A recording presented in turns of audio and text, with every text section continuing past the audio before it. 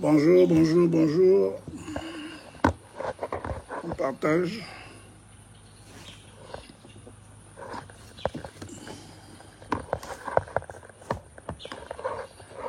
Bonjour, bonjour. On partage le live.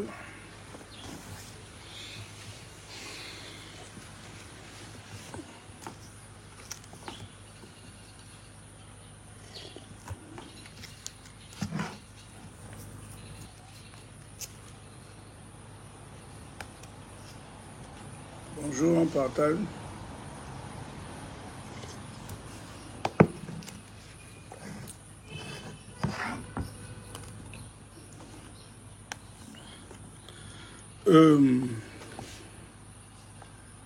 Comment ça va, mes amis?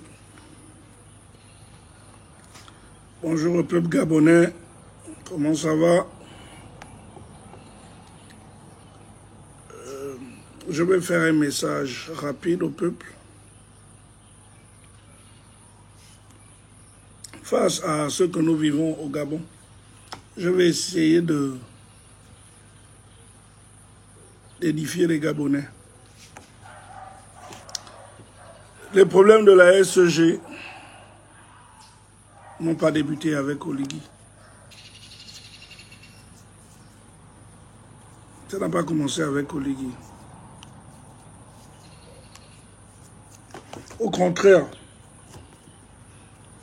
je peux vous dire avec certitude que si Oligui n'avait pas pris le pouvoir,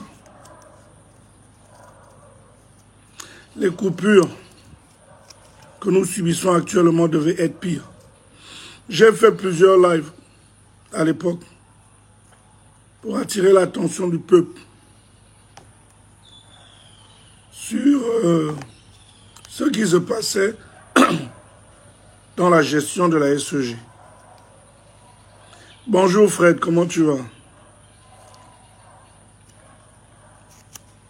Depuis que le président Oligui a pris le pouvoir, le gouvernement a investi énormément d'argent, je dis bien énormément d'argent, dans le cadre de l'acquisition. Nazi, comment tu vas? Dans le cadre de l'acquisition de nouveaux groupes électrogènes, de nouveaux transfos et beaucoup d'autres choses pour justement pouvoir faire face aux problèmes de la SEG. La SEG aujourd'hui est mieux équipée qu'en août 2023. Alors, la question est, pourquoi donc autant de coupures? Je vais vous dire.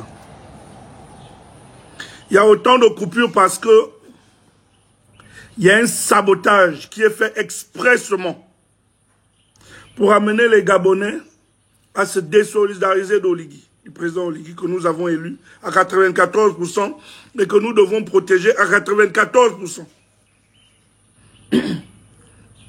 Sinon, comment comprendre que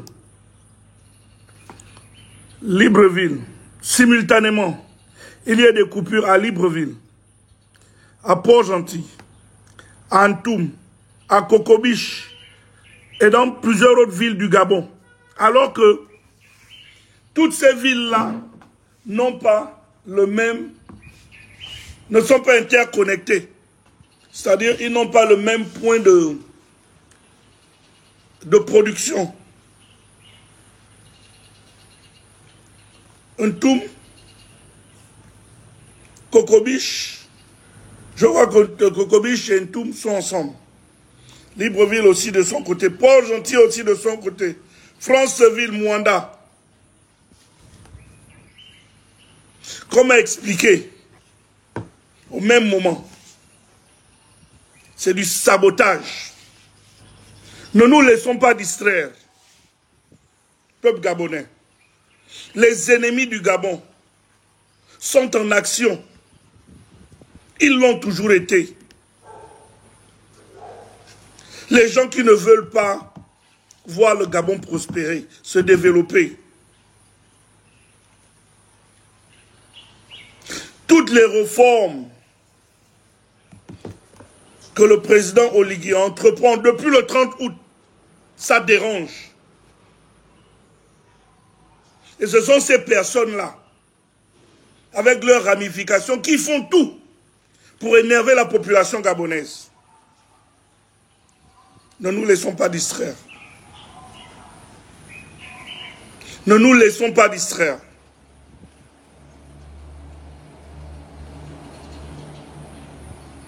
Parce que ça peut sembler marcher à certains endroits. Si aujourd'hui, parce qu'ils veulent créer, comme je dis, le désamour entre le peuple et son président, pour qu'il reprenne le pouvoir et il nous fasse le corriger de la dictature. Parce qu'aujourd'hui, une chose est certaine,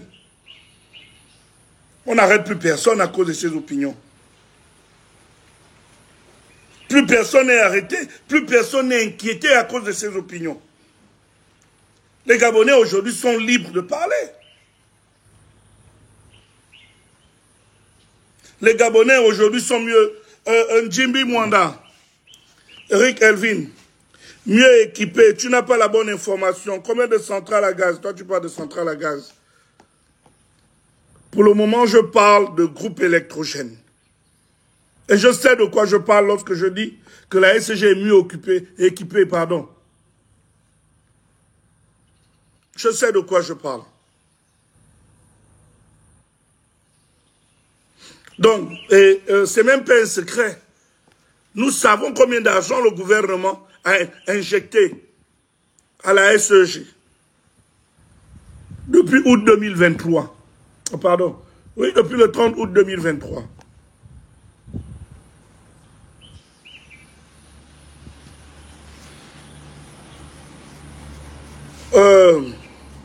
Maxime, toi tu es enjolé.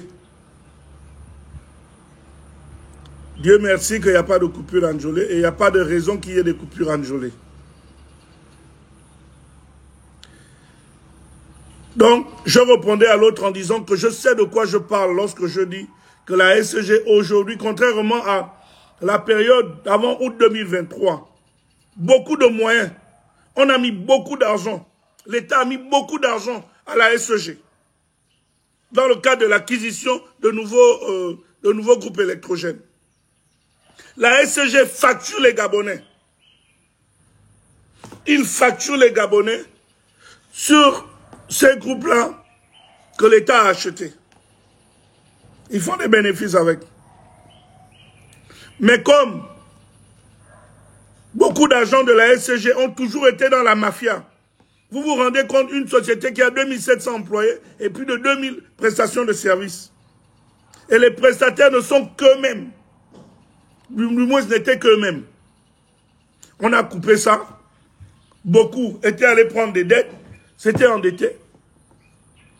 Et ce sont eux qui sabotent, qui font partie parce qu'ils ne sont pas seuls. Donc, je venais ce matin pour vous dire au peuple gabonais que ne cédons pas à ça. Ne suivons pas ça. Les réformes que le président entreprend, c'est des réformes qui sont bonnes pour le Gabon de demain. Il y a eu trop de désordre dans ce pays. Là, je reviens sur les différentes cases qui se font actuellement. Comment on appelle, comme au Boulbès et tout le reste.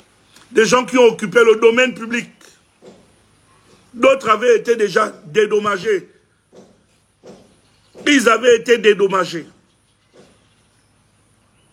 Mais ils ont continué à occuper illégalement les endroits. Des autres ont dépensé l'argent. C'est comme les gens du 3 quartiers qu'on va casser bientôt. Parce que je vous dis, les 3 quartiers, il faut partir. Ce ne sont pas vos maisons. C'était des maisons de fonction. Vous n'êtes plus en fonction. Vous occupez ça pourquoi? D'autres parlent de nous sommes là depuis 30 ans, 40 ans. Mais on ne t'a jamais dit que c'était pour toi. Tu as fini, tu as pris la retraite. Tu parles, parce qu'il y a d'autres aussi qui doivent venir occuper ça. Et non seulement ça, vous n'entretenez même pas ça.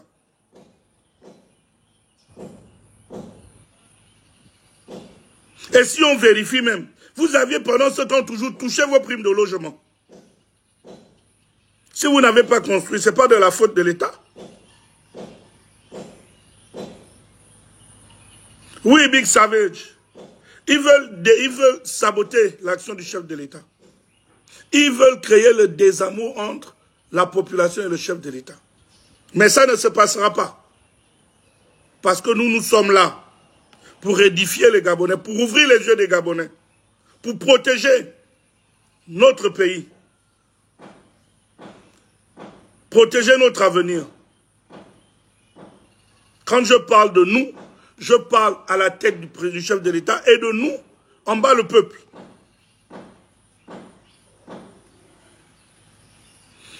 Donc, tous ceux qui ont occupé et tous ceux qui continuent à occuper le domaine public, tous ceux qui continuent d'occuper le domaine public, qui continuent d'utiliser les terrains de l'État, maintenant, la partez. Vous n'aviez pas d'autorisation de construire sur un terrain qui ne vous appartenait pas, qui ne vous appartient pas. Vous avez pris le risque d'aller construire sur un terrain qui ne vous appartient pas. Quelqu'un qui dit les autres n'avaient pas même été dédommagés. Est-ce qu'ils ont d'abord les papiers du terrain là où ils sont? Parce que lorsque tu prends l'engagement, le risque toi-même, de venir construire sur un terrain qui ne t'appartient pas, le terrain ne t'appartient pas. Pourquoi tu viens construire? Pourquoi tu viens t'installer? C'est pas pour toi. Mais le jour où le propriétaire dit je reprends mon terrain, oh, on doit me dédommager. Qui va te dédommager? Qui va te dédommager? C'est toi qui dois dédommager. Parce que tu as utilisé ce terrain, tu as bénéficié de ce terrain qui ne t'appartient pas. À un moment, soit nous voulons que notre pays avance, soit nous voulons continuer dans le désordre. Alors si nous voulons que notre pays avance, oui, je dis aux autorités, il faut continuer. Nous devons être têtus. Nous devons être têtus. Le désordre ne va pas prendre le dessus sur l'ordre. Le terrain ne t'appartient pas, tu n'as pas le droit de construire. Maintenant, tous ceux qui ont occupé, je parle de partout dans le territoire, sur le territoire gabonais.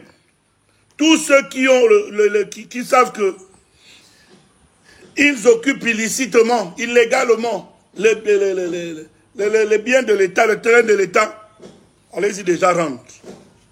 Quittez, on va vous déguerpir. Le Gabon ne se limite pas à nous. Nous sommes de passage. On a des enfants qui eux aussi vont avoir des enfants et ainsi de suite. Nous devons penser à l'avenir du Gabon. Nous devons penser à l'avenir du Gabon. Il faudrait le comprendre. Il y a plusieurs personnes. Moi, toutes les mesures que le gouvernement prend actuellement, je suis bien en phase avec. Bien en phase. Bien en phase.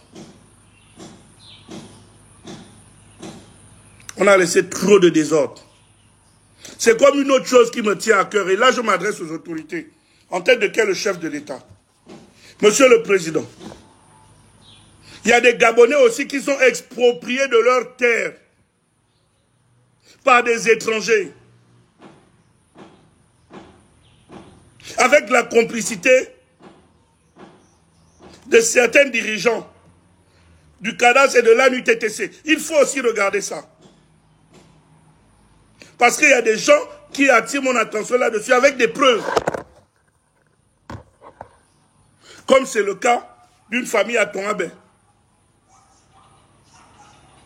Que le Malien est venu exproprier.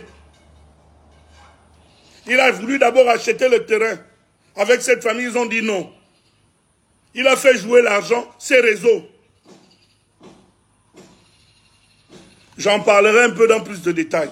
Mais ça, là, ces situations-là, au Gabon, surtout à Libreville, nous devons aussi revoir ça. On doit protéger le Gabon et les Gabonais. Ceux qui sont en droit d'occuper leur terrain ou qui ont les documents doivent être protégés. J'en ai terminé. Merci.